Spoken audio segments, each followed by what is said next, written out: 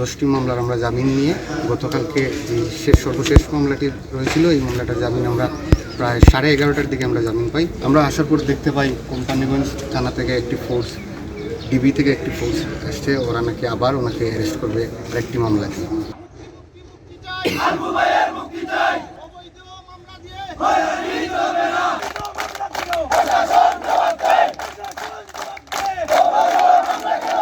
পবিত্র রমজানে এভাবেই আপন হয়ে উঠুক সবাই ইসপির আপন করা স্বাদে।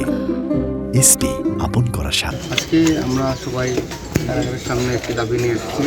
মূলত আমার নাম কাজী বাজিদ আহমেদ, আমার বাবা কাজী আব্দুল ওদুদ আল পুনিয়া, যিনি কোম্পানিগঞ্জ 3 নং তেলখালী ইউনিয়ন পরিষদের 3 দিনবারের নির্বাচিত চেয়ারম্যান। গত বছর 2025 সালের 5 অক্টোবর ওনাকে কোম্পানিগঞ্জ একটি সালিশ বৈঠক থেকে অ্যারেস্ট করে কোম্পানিগঞ্জ থানা পুলিশ। তারপর ওনাকে সিলেট কেন্দ্রীয় কারাগারে হেফাজত করে ওরা। ওনার বিরুদ্ধে সর্বমোট 10টি মামলা ছিল। 10টি মামলার আমরা জামিন নিয়ে গতকালকে যে সর্বশেষ মামলাটি রয়েছিল এই মামলাটার জামিন আমরা প্রায় 11:30টার দিকে আমরা জামিন পাই। তারই সাথে সাথে আমরা বেল বন্ড নিয়ে দুপুর 2টার ভিতরে আমরা বেল বন্ডটি সাবমিট করি। তারপর আমরা অপেক্ষা করি এখানে সবার সাথে। ওরা বলছিল যে 5টা-6টার দিকে আসামিরা বেরিয়ে যাবে।